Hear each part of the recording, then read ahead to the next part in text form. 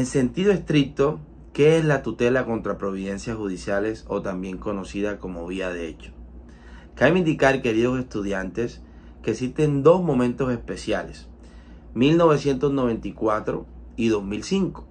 toda vez que estos son los años donde se configuraron las dos doctrinas y por ende las teorías constitucionales, primero de la vía de hecho y posteriormente lo que se conoce actualmente como la tutela contra providencias judiciales.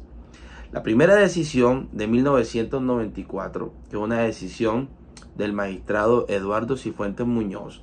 plantea el establecimiento del derecho de acceso a la administración de justicia como un derecho fundamental autónomo e inclusive se plantea el derecho a la jurisdicción, consagrado en el artículo 229 de nuestra Carta Fundamental. En esa sentencia se empieza a establecer si realmente los derechos fundamentales tienen un alcance más allá de la misma protección de la norma que consagra el artículo 86 como acción de tutela en sentido general. Y la Corte empieza a estudiar en esta decisión que puede configurarse lo que se denomina como una vía de hecho, es decir, cuando judicialmente el juez de instancia se encuentra por fuera de los márgenes de acción decisional o por fuera de los márgenes de acción normativos. Esto es, no existe una congruencia, una coherencia y una justificación de su decisión judicial. Hacemos mención a la sentencia T-231 de 1994. Esta sentencia crea la doctrina de la vía de hecho en Colombia, estableciendo los primeros 4 defectos que posteriormente van a ser estudiados como defectos procedimentales. La Corte hace énfasis en determinar que esa coherencia normativa que debe ser predicada del artículo 4 constitucional en congruencia con el 29 en todos los órdenes jurisdiccionales debe establecerse también por una coherencia decisional. ¿Qué viene siendo una coherencia decisional? Y esto lo podemos desarrollar inclusive procesalmente desde el punto de vista normativo adjetivo en la norma 281 y 282 del Código General del Proceso. El juez y los jueces en sus providencias deben, desde un punto de vista jurisdiccional, establecer las posibilidades decisionales, esto es, cuáles serían los precedentes, cuáles serían las subreglas, inclusive las doctrinas probables, porque sigue estando vigente esta teoría en Colombia, pero configurar su disposición de derechos fundamentales. Es decir, lograr desastraer derechos fundamentales que se encuentren de manera positivas en esa fase primaria y llevarlos a su sentencia, a su decisión judicial en sus poderes jurisdiccionales, no solamente actuando como jueces constitucionales de tutela, sino como jueces en sentido general.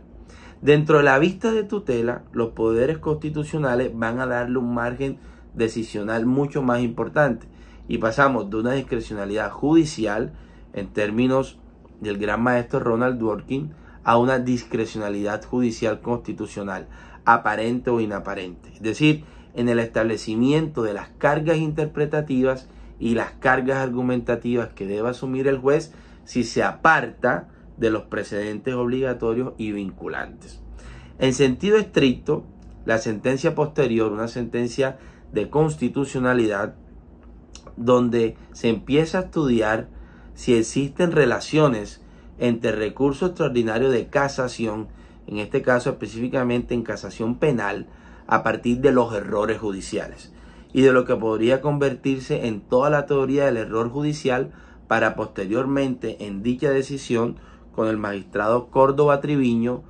determinar que la vía de hecho realmente era el primer paso para lo que hoy se conoce y se consolida como la tutela contra providencias judiciales, una verdadera dogmática de los derechos fundamentales dentro de la Constitución a partir de la acción de tutela especial para derechos fundamentales, porque los decretos reglamentarios de la acción de tutela no configuran una tutela contra providencias judiciales, y esto es importante. Para poder determinar nuestra respuesta a ese interrogante inicial, debemos de establecer que la tutela contra providencias judiciales es una acción especial para garantizar derechos fundamentales que van en contravía de la administración de justicia. No estamos hablando de todo ese marco común de derechos fundamentales en sentido estricto. Como corolario final, vamos a establecer posteriormente en las unidades que siguen